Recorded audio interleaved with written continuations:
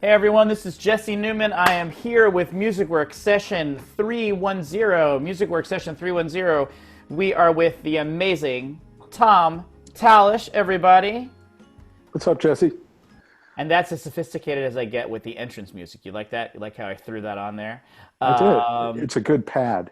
it's a good pad, and actually we're going to come back to that in just a little bit. It was more than just entrance music. But for the moment, we're here with Tom Tallitsch. We are like probably less than 1 mile apart, but Something like that. Yeah. yet we're here over the internet. And actually, we're going to do something today. It's a new segment here on Musicworks Television. I'm calling it 6 by 6. And the original idea was that we would get together on this beautiful sunny day and sit 6 feet apart and talk about 6 jazz songs. But I feel like it's just a little too soon even to make that joke, so I just made the joke, but I won't. I'll unmake it. Maybe I'll edit it out. But so this is a virtual 6 by 6. We're 6 inches apart on my screen, but we're going to talk about 6 tunes, and then maybe as we can move past this crazy situation, maybe we'll just make it an interview where we just sit 6 feet apart. Like, you know that show Between Two Ferns? Have you ever I seen love that? that. I love So that. it'll be like that, except slightly less sarcastic and a little more art focused. But anyway, Tom Tallitsch, saxophone player. How's everything going over there 1 mile from here? Pretty good. I have lessons all day long, Okay, and the family is going out for a sunny day hike awesome. while I'm working. Everything's been good. Very busy. Yeah. Cool.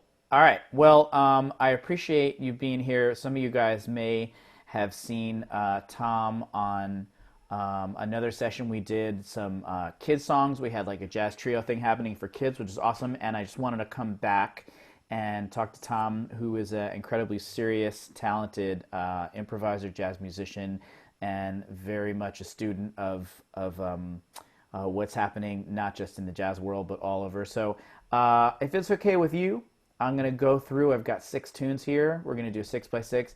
And this is not exactly a blindfold test. I am going to play the audio before I tell you who it is, before I bring up any. I've got some video too. So I'm going to give everyone a little chance, students at home and also Tom in the studio here, to listen and check out what's going on. And I can stop it, or you can kind of talk over it, or we'll figure that out as we go. But then maybe halfway through, I'll bring it up and show everybody what's going on. Not just the name of the song, but also obviously what's so important in the jazz world is who is playing on the album, because there's always different combinations and recombinations of people. And then we'll go from there. And because you're playing primarily tenor these days, Uh-huh. I picked some tenor players, so we'll go through. Most of this stuff is fairly recent. Some of it's just recent to me. I happened to purchase it recently.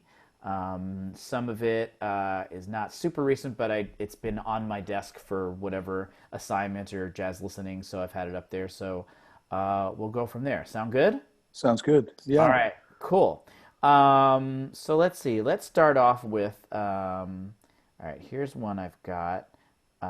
This is from a live concert. Let me know if you have any issue with the audio. I'm gonna back it up a tiny bit.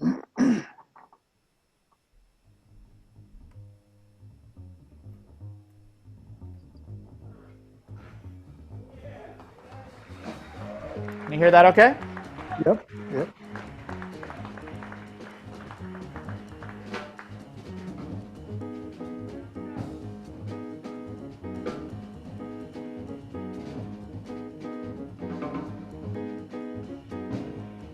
Is that Christian McBride on bass? Yes. Wow. Joshua Redman. Wow! Look at that. All right, now I have to stop. That was amazing. So how'd you know there was Christian McBride?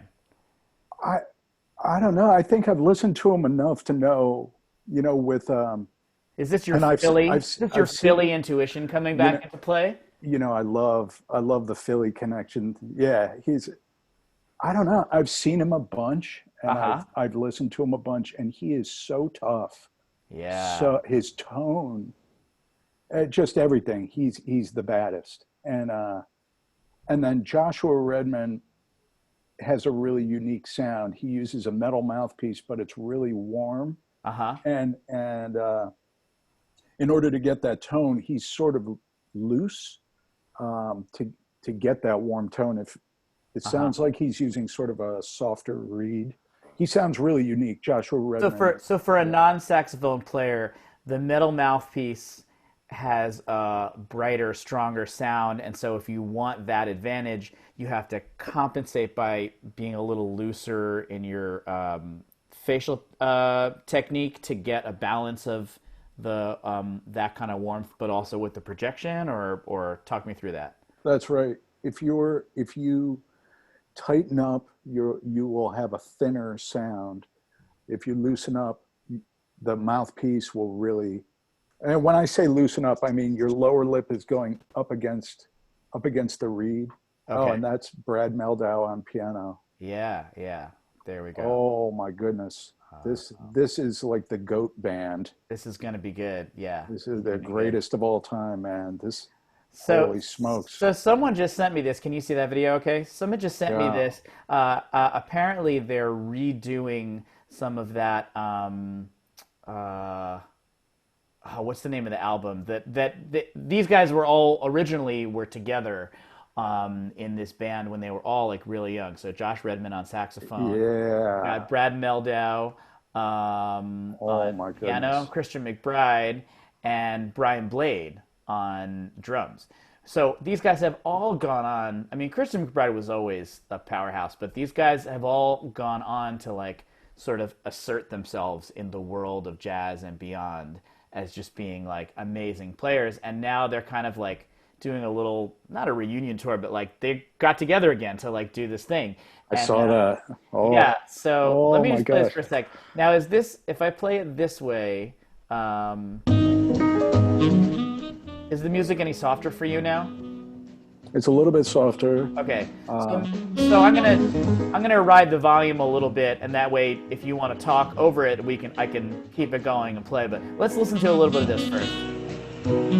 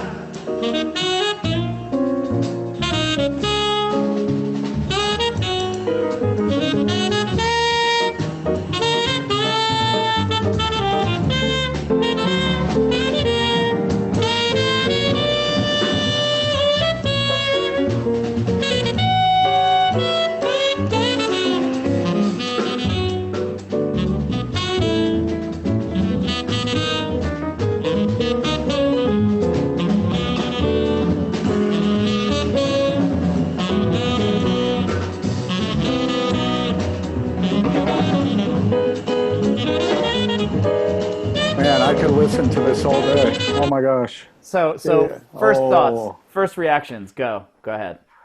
Well, with this band, there is so much interaction happening. So I tend to listen to what the bass and the drums are doing first. Okay. There's a lot of rhythm going on. Um, Brian Blade, who is the drummer, he's not hitting 1 1 1. He's Okay. playing around what's going on, and he's not playing. He's not bashing. He's playing kind of soft. Um, from there, the piano is sort of filling in the cracks. Let's take a So second. That's actually a great little exercise just for the students and for anybody. Let's take like maybe 30 seconds and just focus on bass and drums. So I'm going to put the volume back up. Let's just listen to the interaction, as Tom said, between the bass and the drums. This is Brian Blade playing drums and Christian McBride on bass.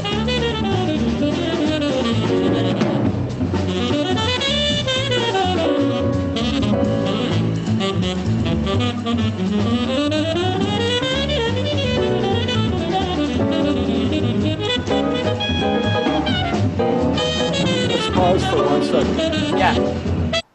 Why does Brad Meldhau have a bottle of hot sauce on his piano? You know what? What is going on here? That was my first question, and then I looked in the comments, and that was actually the first comment, and it was something like, "This is all just shameless promotion for Meldau's mighty hot sauce." And Get out! And then, Oh no, that's like a total idiot.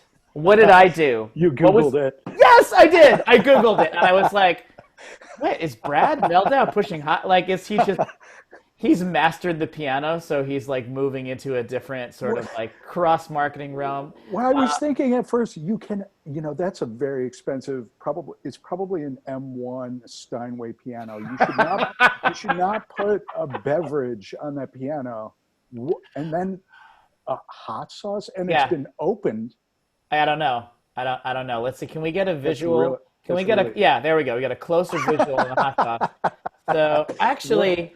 Now, maybe it's not hot sauce, though. Maybe it's like some sort of sweeter. So, he clearly has a condiment on his. So I'm gonna just like for the magic of broadcasting, I'm gonna just Let's all and I just want to make sure that everybody's aware we're not focused on Brad so much. It's not his playing, but it's the hot sauce. But hey, kids at home. Yeah, we don't put condiments on the piano. Don't do that. Don't do that. I don't know what he's doing.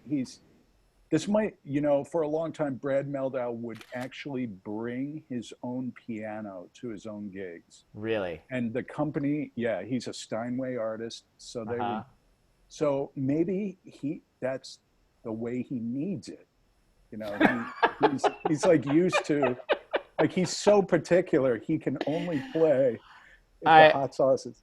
I don't know. I don't know what to say about it. But it's pretty. Yeah, it's pretty good. It's tremendous. So I'm gonna go back to the intro. Let's listen to the bass and drums, and then we're gonna move on to Hot Sauce Man.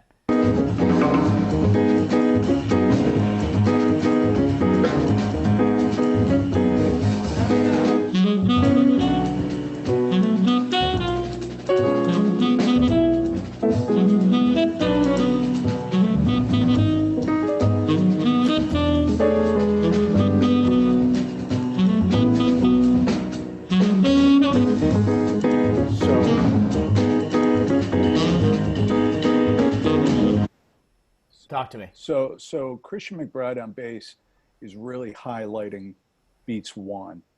He's really hitting it on the downbeat with some things playing around that, and it's a lot of roots. Mm-hmm. The drums, you have this rhythmic pattern happening with his left hand on the snare drum, and then he's using his right hand on the ride. So he has this sort of double time feel happening on top of the bass using the snare drum and the ride. I can't hear the bass drum, but the drums are playing around that. And it's not loud in the drums.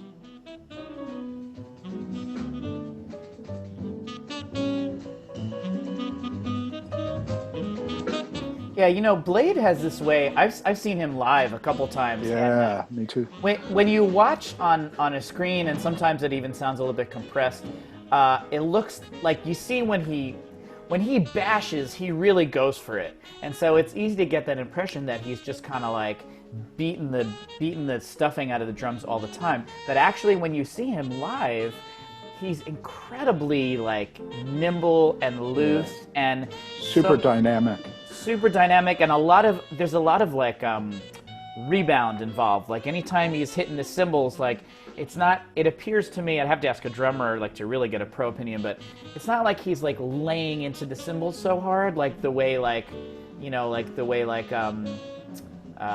don't know, like who's another modern drummer that you'd see doing that. Like he's not laying into it like the way like an Art Blakey. Yeah, he's not thank you. He's not laying into it like to define the beat. It's almost like he's defining the beat by the rebound in every little space that he leaves. Now, Now for the And kids at home, and it's so acrobatic, and like when you watch him too, like I've seen him many times like drop a stick, which is a symbol of a drummer that is just like that also, like, it seems so counterintuitive, but when you're holding something really tight like a caveman club, you've got it, but there's no like bounce and flexibility. When you got it like just barely in your crux of your finger and your thumb, yeah, that's where you're getting all that play. And so you'll see his sticks kind of go flying, and it's like, well, that's because he's doing it right, not because he messed up, you know? Go yeah. ahead, you're going to say something. Oh, I was just going to say, it dawned on me that like that people might not know what they're playing. They're playing a song. There's Right. there's a melody with a chord progression, and how do I explain this? If you looked on it on paper, it wouldn't be that complicated. It's just a melody and a Right. chord progression, and they're improvising using the notes. And Right. that's Right. that's what's so amazing about this. And it's not like playing in big band where every single note is written out. Right. So they're Yeah, playing a song form. So it'd be, like it'd be like if you sang the national anthem and you went through the whole bit, right? And then you went back to the beginning and the rhythm section. So like, let's say piano, bass, and drums play that same structure to the national anthem, but instead of singing "Oh, say can you see," you'd be singing "Oh, I saw," and then "I saw this again," and red, white, and blue. And you'd be sort of like making up your own version of that melody, improvising wise. And that's what they're doing. Is, yeah, they've got this song, they're going through the progression, and now obviously saxophone is taking the lead. But like you're pointing out, there's so much interaction going on. I mean, in any jazz situation, you'd hope you'd have that interaction. But these guys in particular, they're so solid in what they're doing that their brains are freed up to just communicate with each yeah. other.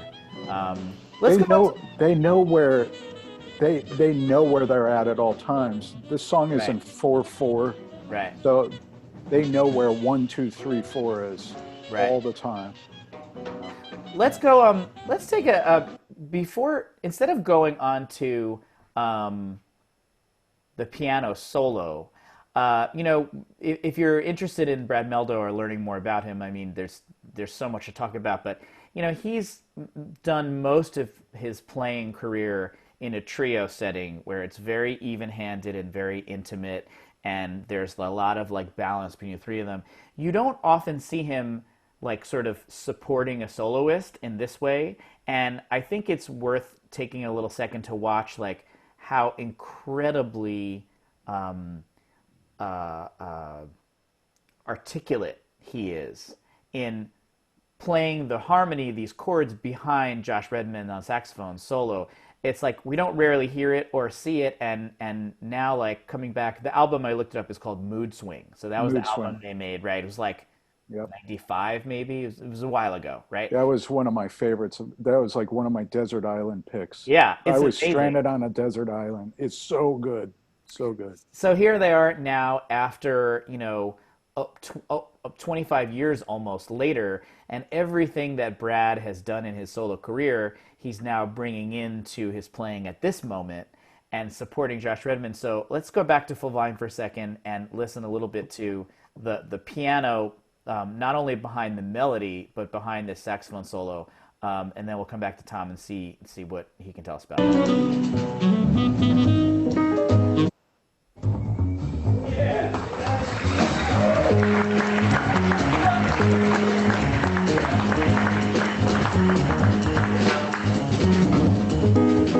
Okay, so right there, Right? right there for a second, in his left hand, he was doubling. He was playing the bass line with the bassist. Mm-hmm. So the bass and the piano are playing a part that was actually written for the song.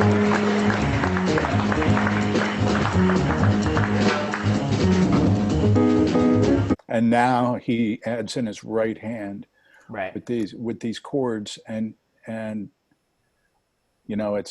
it's he if it's a G7 chord, he's playing something like B F G or B D F B Mm-hmm. D F, something like that in his right hand. So all the Yeah. notes that are stacked up in that harmony, Christian McBride is likely covering the bottom part of it. That's usually what bass players do. And he's like particularly strong in that. And that bass line was doubled in the left hand, the low part. And so he comes in with that. And it adds a different flavor to it because it's a different instrument and they combine. But now he's also so he's that part is written out. The idea is written out. He may be changing exactly what notes he plays. As the melody comes in, let's see what changes there.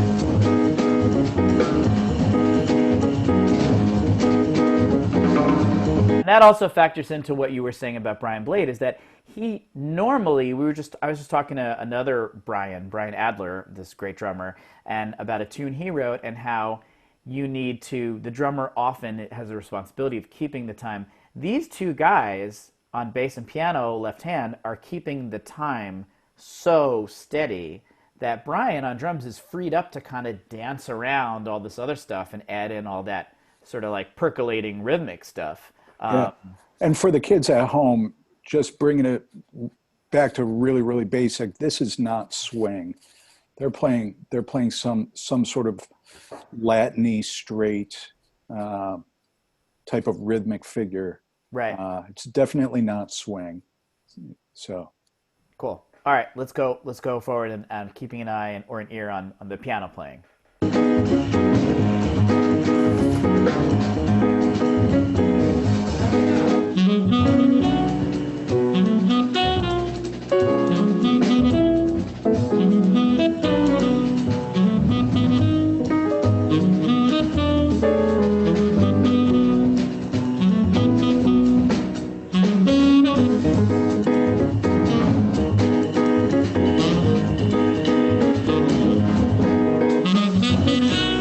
Okay, so yeah. You want to talk about the form a little bit of what we're hearing so far? Yeah, so there was an interlude or introduction, and then it went into a melody that was really, I think, only 8 bars.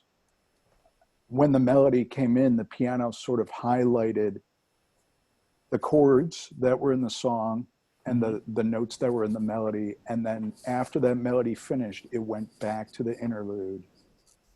And the piano player, Brad Meldhau, went back to playing that rhythmic figure in the left hand. So it started like that, went to the melody where he was playing 2-hand chords, and then went back to the left hand. And those chords were almost like each one was a little response to a saxophone statement. So he's playing like ba-da-ba-ba-da, chord, ba-do-ba-ba-da, chord, right? And so like you said before, those chords have been written out in the structure. He may be deciding exactly what notes, like later, a little bit later, you're going to see he does this move, and the camera work is really good. Obviously, they've recorded this and then gone back and edited it. So you see when he enters and he does kind of like a, like he, instead of just blocking it out, he does a little bit of sort of like stretched out flourish, and it's just, again, like that chord is written in the music that you should play this sound, and he looks at that sound, says like, all right, well, I guess I'll pick these 3 or 4 or 5 notes, and then he makes that decision to kind of spell it out in this very like romantic kind of way. Those are the quick decisions that when you say they all know where the beat is, they're not thinking 1, 2, 3, 4, next 2, 3, 4. They've internalized that so that they can be free to make those quick decisions and make it as musical as possible. And it's easy to really get fixated on the notes too, but he rhythmically, the piano is really precise rhythmically. The rhythm is so perfect and quick. He may be playing long chords, but he's coming in really quickly on precise, like the end of 3 or the end of 2, coming in really quick. Right. That's such it's such a good point you make. I've so often in anything we're reacting, right? So like, you say something and then I think about it and then I react to it. And there's nothing wrong with that. It's a very natural thing. And in fact, sometimes we even wish people would take more time to stop and think and react. But in a situation like this, you do have to come with some prior knowledge and preparation, because if Josh Redman plays ba-do-ba-da-ba, and instead of going block, you think, oh, it would be cool if I maybe answered with be-do-ba-ba-ba. Like if I answered with something, that moment it was like 30 seconds ago. Because if you've stopped too long to think about it, if to react to it, that moment's passed. So he is acting proactively, like he is generating these rhythmic bursts, and he knows what's coming up, and he's prepared over minutes and hours and years and decades of piano practice. And so now he's able to sort of anticipate what things may come up, and in that way his information is like almost preloaded, and then he's ready to just like let it out as the situation dictates. Yeah, and he from what I've heard, Brad Meldhau is a lifelong practicer. You know, he practices and plays hours and hours and hours. He's always playing. So when he's on the bandstand, he's not thinking about what notes are these, what beat is this. You mentioned that. What beat is this? Yeah, all the preparation has been done ahead of time. It's a combination of preparation and being in the moment at the same time, which is really hard to do. But these guys are masters at it. And then there's also a whole other level of like, and how many of us have had this scenario in our lives where you work with someone or you have a relationship with someone. These guys made that record Moodswing, and then 25 years later, you've been doing this kind of thing, working, playing, practicing, living your life, and then you come back and reconnect with someone in this same kind of scenario 25 years later. It's a really, like, not to get too hippy-dippy about it, but it's kind of a deep thing. Like, super deep. It's super deep, and these guys have, I mean, they've followed each other's careers. I'm sure they've stayed in touch. I'm sure they're friends. They've played on each other's albums. Right. So to come back together like this it's really cool. It's super cool. Well, and it also tells me what's astounding too was how high of a level they were at 25 years ago. They were in their 20s at that point. They were just like at the top of the mountain back then. Right. I mean, just unbelievable. Yeah. It's wild. It's wild.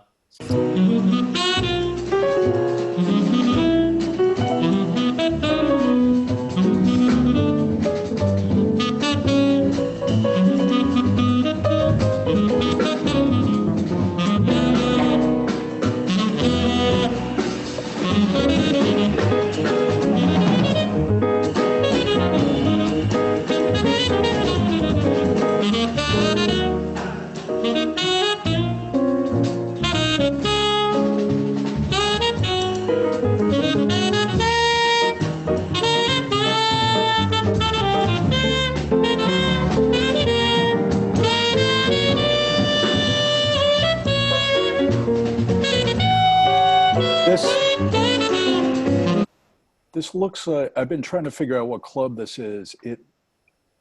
I'm going to have to dig around, but I thought it was the Bop Stop in Cleveland. I know where it is. Do you want to know, or you want to keep? Yeah, I want to know because I've been thinking too much about that. It's at a place called the Falcon in New York, in upstate New York. Yeah, maybe like somewhere near Woodstock or something like that. I've been trying to get a gig at that place for ages. No wonder I can't. These guys are holding court. No. Did you talk about like a flavored condiment or something that you were going to bring to the situation? Yeah. You need to lead off with that, like Tom Tallitsch and spicy mustard request gig. Yeah. It seems like a cool place. The recording. They probably brought it in themselves. Yeah, it sounds like a cool place. I like it. Yeah. Man, let me throw this question at you. What is your take on just the way? Let me phrase this. What's your take on the way they all sort of look on the bandstand, like their sort of physical demeanor on the bandstand? Let me play a minute of it, and I guess this is a question I'm going to throw out to the students at home as well. Just sort of like their body language, their facial expression, their that whole thing.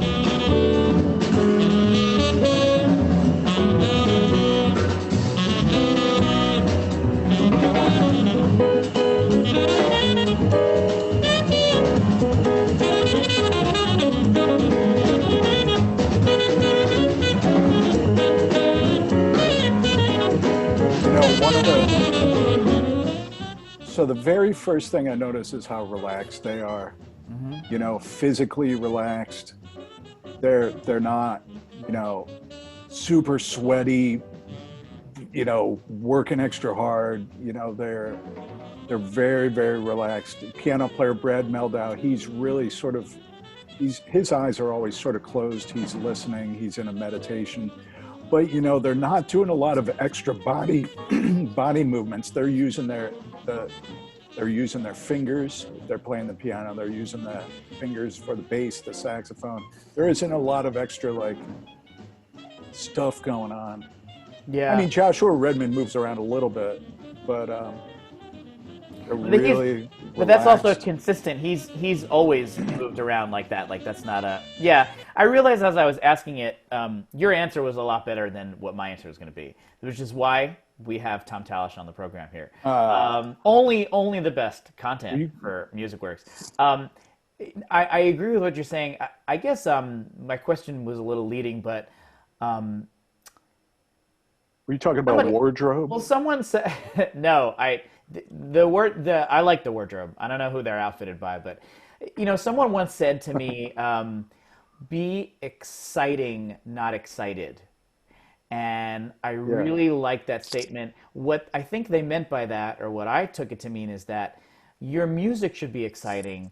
Don't be overly excited in your own presentation. So sometimes you see people like at concerts and they're just like doing this thing and they're like really telegraphing and then also sometimes you see people who like look like they're really trying hard not to just like to be locked in and focus and to not make a mistake.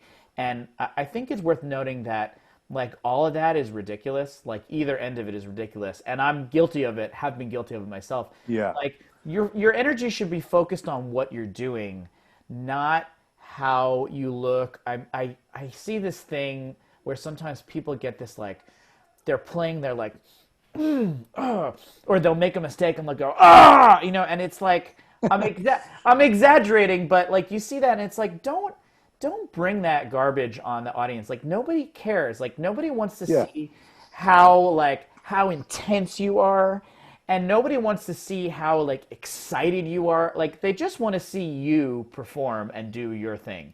And like, you know, like when you watch Brian Blade play and he's got this kind of like goofy look on his face, that he's like that. That's his thing. He is genuinely that happy and excited to be doing his thing. And when you hear him go, like that came out. He's not doing it to be slick or like fancy. When you see Christian McBride and he's got that face, like he is that tough in the music. Like he is in it. He's reading this chart because he wants to play this chart, and he is listening despite how focused he is he's listening to everything that's going on. When Brad's like that, like he's not trying to be like transcendental. That's the space he's in. So, you know, like be yourself and let that be. Don't think too hard about how you look or what you're doing. These guys all have a slightly different kind of demeanor, and it's all, I'm going to just go out on a limb and say it's all 100% genuine, because there's no need for them to be anything but. They are so good and confident and talented that they don't need to put on any kind of airs. I don't know. I got a little revved up about that because, you know. One thing I wanted to touch on with what you said is, you know, when you said if they make a mistake, they're not focusing on it, they're not making a facial expression. Right. Like someone explained to me once, it's almost like basketball. If you miss that shot, you forget about it, you run down the court, you get in the next play. Right. These guys, you don't know what they meant to play. Right. If anything, maybe they're playing everything they meant to play. Maybe they're making mistakes, but they're so good at just moving on or making whatever sound like it was everything they meant to play, Right. you know, Right. And they're going for it. going for Because it. it's like, that's another thing too, is like this idea of making a mistake. Like, can you make mistakes while you're playing? You know, like, oh, I thought jazz was all made up anyway. So can you make mistakes playing jazz? Yes, definitely. Do you make mistakes playing jazz? Yes. Do these guys make mistakes? Yes. Does it matter? No, because it's like, that's not the point. Like, this is not the point of this kind of music. And this is not a cop out. I'm not saying like it's okay to be sloppy. The point of this kind of music is to is the making a mistake does not stop this kind of music. It's like when you're playing, you're taking risks.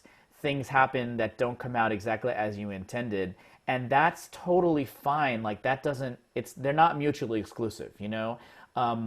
I would guess that even classical musicians whose, you know, when you play in an orchestra, your goal is perfection, technical perfection. I would be willing to bet, and we'd have to get a classical musician, a real, you know, a serious classical musician on to ask them this, but that even with them, that making a mistake does not necessarily mutually exclusive with having a great performance. That they're making mistakes or saying things that didn't come out exactly how they intended, but in the greater picture, they're playing forward, onward, and upward because that's what the goal is. Does that make sense? Absolutely. Yeah. Yeah. That's a great way of putting it. Yeah, and it's like, yeah, so getting to a point of perfection is not necessarily the goal. Getting to the point of freedom of expression and joyful expression and meaningful expression is the goal. And like you said, Brad Meldhau doesn't need to practice piano anymore, but he still does because that's his job, that's his passion, that's his life, that's what he wants to do. Is he's looking for more, not necessarily looking to be the best or to perfect, but looking for the next step in his musical prowess or journey or whatever. Absolutely. Yeah, that's It's a hard. yeah. Go ahead. Okay. No, it's a physical thing, so you have to keep that going. Yeah. You know, not just mentally, but physically. Yeah, it's hard to explain and it's hard to do. I struggle with it as well, but these guys are a great example of that. Like the joy and the strength of their message comes through because that's what they're focused on and that's where they're headed. And they're not worried too much about what might derail them, you know.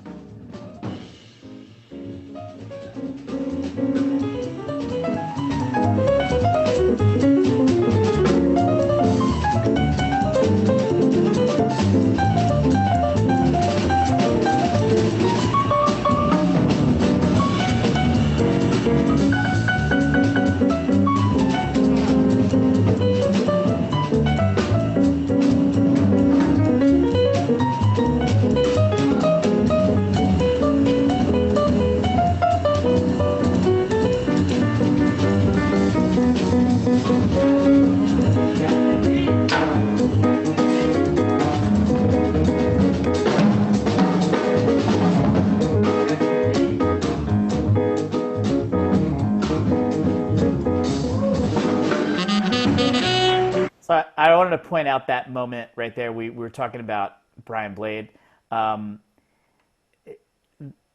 The solos finish up, right? The piano solo finishes up, and they've kind of moved into a swing thing. This is not a swing tune when they started, but sometimes that'll happen where if like the groove is cooking in a certain way and they just go like the tempo doesn't change, but instead of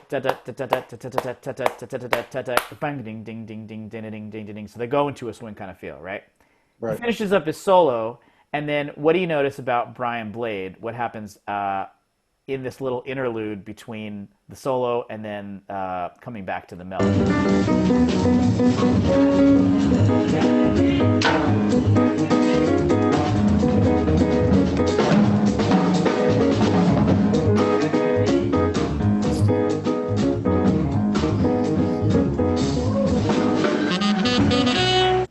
Right? Oh, there was a lot going on. He,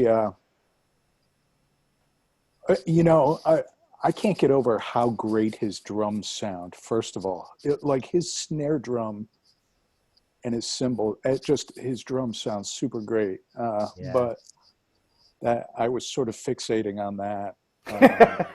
Let's Like just how amazing, uh, yeah. golly, it's, I know. Here, let's play it one more time. I mean, it's worth it. It's check it out. This little moment is worth it. So this, like all these guys are so good that it's hard to know where to look or where to listen. But Brad wraps up a solo, and yep. then he kind of like I don't even know if he looks over, but it's just kind of he wraps up his solo and he makes that clear because he kind of goes back to that his energy, the energy of the piece kind of settles in a little bit. And he goes back to that left hand thing that you pointed out in the beginning, right? And it was almost like Brian Blade was doing somewhat of a little solo right there. He goes up to the tom on his drums off of the snare. He was playing a lot on the snare during the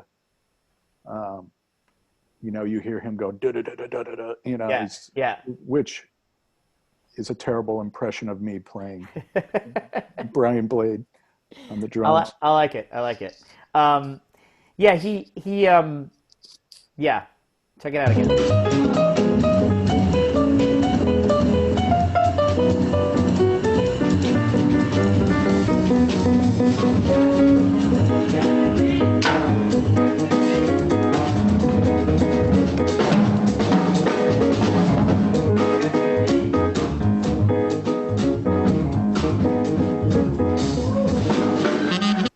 I love that there's no like I mean I would love it either way, but I love that there's no like drum solo.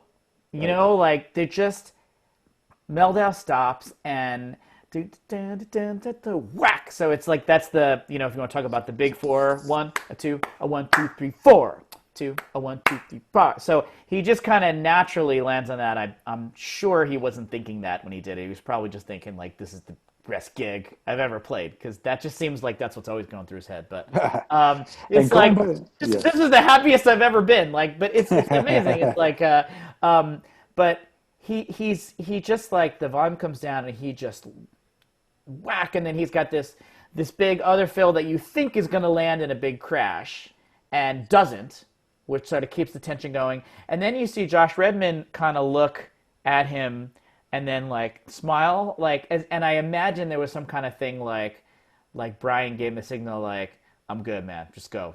Like, I don't need a solo, like, I've been soloing this whole time, Yeah.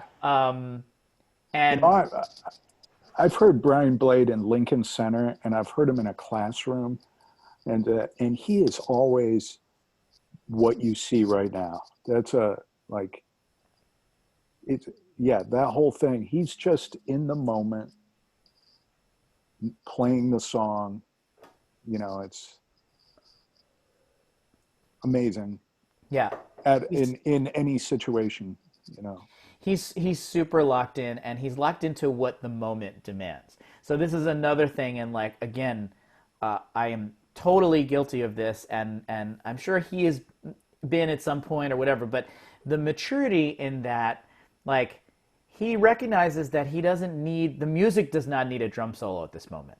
Like he is just like sort of like come off of the heels of this whole melody and sax and Brad plays this great piano solo, and he's just like comes down and and he and then he's like he looks up and there's Josh Redman, and I imagine he just gives him a look like, let's go, because the moment doesn't need a drum solo. And I think Josh smiles because he also recognizes that like Brian could just like tear this place down. I mean, people would be rioting if he really just went at it. They'd be like pulling their shirts off and throwing money at the stage. And he's like, we're good. We don't need that. Like, this is so cooking right as it is. And we're going to wrap up this I can't believe this is a 10-minute song, because it seems like it went by so much faster, but he's just like, let's go, like, let's do it. And it's a little subtle thing, but I think it speaks a lot to the maturity of this whole situation. It's like, it's not about you, it's about like making this music sound good. And he's been kind of doing what he wants to do the whole time. He doesn't need everyone to kind of focus in on him. And it's like, I would have loved a drum solo too, but maybe we'll get some more at the end. We'll see. But I Yeah. just thought it was. So now they're back to that melody that you had outlined in the first part. They've got this little. There's an interlude, and then there's this melody with the chord changes.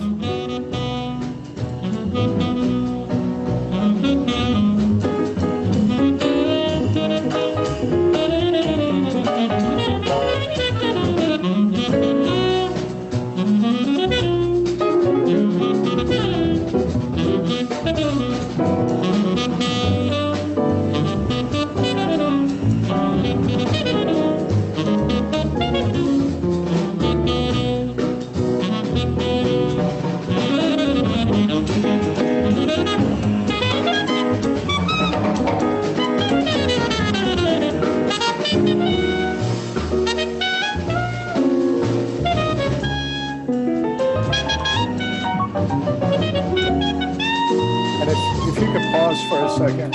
Yeah, I was going to ask a So, question, but I think you're going to answer it before I even ask it. well, I was just going to say, when if a saxophonist was listening to Joshua Redman and saying, "How do I play like that?" Learn your pentatonic scales. This is he's not playing like Charlie Parker necessarily. He's playing a lot of five notes from a 5-note scale, a pentatonic scale. Brad Meldhau is playing a lot of 4-note groupings and pentatonic scale type things, not a lot of chromatic type things. And then, so pentatonic with some bluesy things thrown in, which makes it sound more modern. Yeah. Is that altissimo, that really high register playing, is that hard to do that softly and that controlled? Yes, you need the right equipment, but you also need to work on your overtones. Like the saxophone can play really as high as you want, and there is a fingering for each one of those. If you have a really hard reed, you do have to play it really loud. You do have to blast it, Yeah. put a lot of power behind it to hit those. But he doesn't sound like he has a very hard reed. He's not working super hard to play those high notes. Yeah. Yeah. It's I don't know, like, I mean, I love what he's playing. I don't know how much I love the sound in that area compared to in other registers, like just as a purely aesthetic, like that sound. But I will say that I really like, it seems to me like he is playing in that register because he's trying to use as much of a range as possible. Yeah, It not doesn't, just that, but saxophonists love doing that because it's like so hard and it's like I don't know, man. It's really, really hard to do, and it's like yeah, satisfying when you can do yeah, all that stuff. I know a lot of people have said, "Man, I don't like those high notes." Whether it's yeah. Mark Turner or Brecker or Josh Redman or whatever, but as saxophone geeks, we Uh-huh. love that stuff. It's like so fun and so hard. And when I hear Joshua Redman like executing these lines way up there, I'm like, oh, that guy, that guy. I got to go back. I have to go back and work on that. Yeah. It's Well, yeah, yeah, I hear what you're saying. I mean, it's like it's kind of an it's like man, like when I play basketball, I can reach the bottom of the backboard, but I can't do that thing. I can't do that thing where you slap the back. You know when you like what yeah, they call it, a college layup, where you lay the yeah, ball up and smack it, just to kind of like impress upon the guy you've beat to the hole, like how. And I can't do that. And it would be cool if I could do that, but like if I could do that, it would just be to do it and show it off. Whereas some guys like want to get 3, 4, 5 more inches on their vertical because it would really help their shot blocking, like it'd make them a better player. Like I wouldn't be a better shot blocker. I'd just be like slapping it like just to show up. I don't get the sense that he's doing it just to slap the backboard. I no, think no, no, no. he really likes being able to have a little more keys, if you will, more piano keys to play with, and I can respect on that level. It's not my favorite part of his sound, but I'm into it that he's going for it, and I'm more than going for it. He's doing it, but I'm into it that he's put the time in to do it. And the That's what I mean, you know. yeah, and using range really brings up the energy Hmm. too. He's, you know, at this point, they're at the end of the song. They're not playing the melody just like how they played it at the beginning of the song. They're adding more improvisation, and they're Hmm. bringing up the volume and the intensity and the energy, and Hmm. bringing it up into that high range really brings it up to, um, you know, that that next level. Yeah, So, yeah, he's but shaping that. his intonation up there is amazing too. That part Yeah, is hard too. I mean, yeah, he's not playing these high notes and playing them all out of tune, and like right. he's like, It's yeah, real. Yeah, it's accurate. Yeah, and also you got to keep in mind too, like we know that there's a minute and 37 seconds left of the song, but he doesn't know that. He just knows that they're nearing the end, and so he's shaping, like you said, he's shaping the energy of the piece because that's where it needs to go at this point. He's not looking at it like oh man, I have like a minute left. I better get on all those licks that I did. Some people play a little bit like that, and you know sometimes like sometimes it's in good sport and good fun, but in this case, I don't get the sense that it's going there for that reason. I think, like you said, he's kind of sensing the drama of the moment, and yeah, it's cool. It's cool that he's going for that.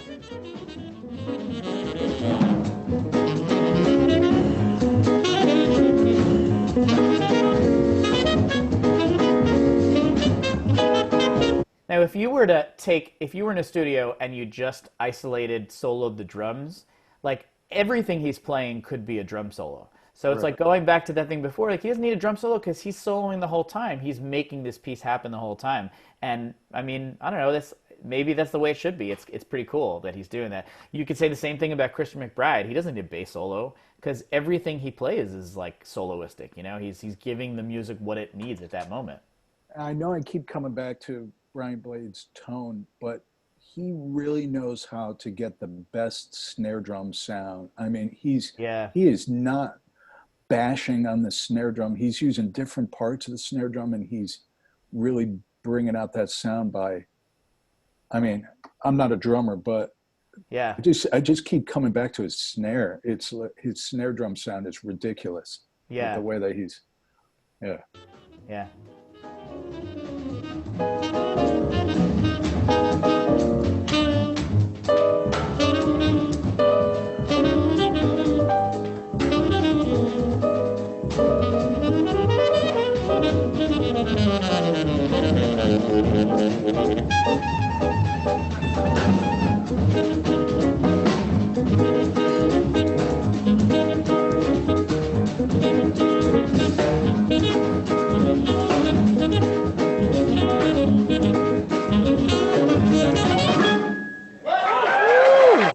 You see that little look that Meldhau look at that the look on his face. He's just like man. He's Yeah, when's the last note? And they're all sort yeah, of watching it. Boom! It didn't yeah, take a huge like arm up in the air. Here's the last right, note. right. They Yeah, didn't take a limit of those ba da da ba ba ba da da ba like yeah. You know, and it's funny. I've had That's so like funny.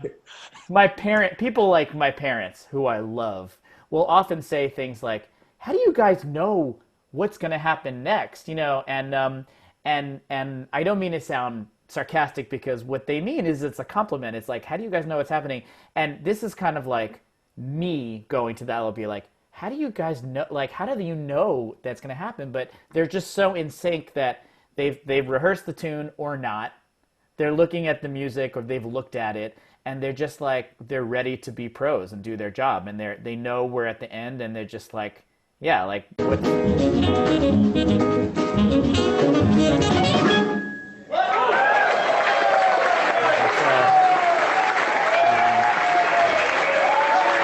so there we go, that's the album. Um Man, Yeah, Tom Tallitsch.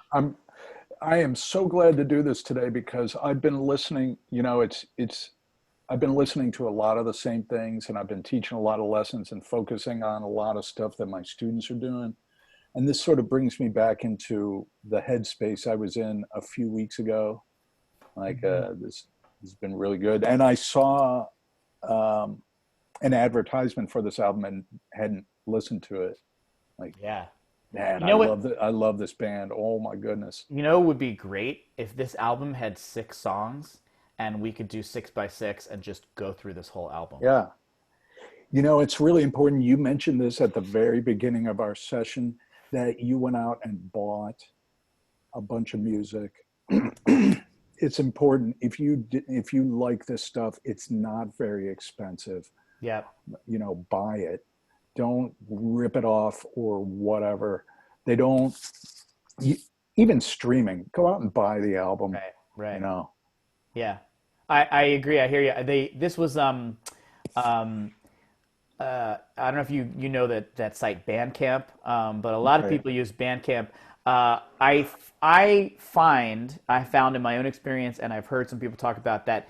It's a pretty good model. Like, it's very simple. Bandcamp takes a small percentage, and the rest goes to you. And there's very little middleman. It's like you just put it up, you upload it, you put up a picture, and that's it. And anyway, I'm a fan of their system, and they did this thing last week. I did an Instagram post about it where they did on Friday, I think it was a week ago actually, they donated all profits. They didn't take a cut. They sent everything to the artists.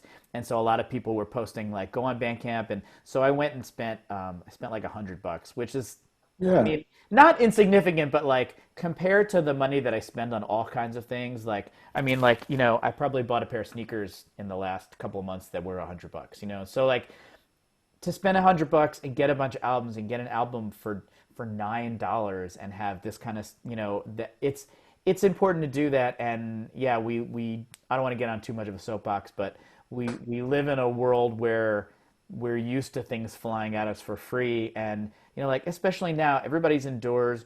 We're not going out to the coffee shop. We're not going out to like Chipotle. Like, we're not, I mean, I love coffee and Chipotle, but like, yeah, go online, do yourself a favor, go buy some music and just sit with it. It's important to note too that that was not from the album. So what Yes. you hear on the album may be totally different, Yeah. and Yeah. you might not be able to find that album on whatever YouTube. Yeah. That's why they put the live version on there. So Yeah. Yeah.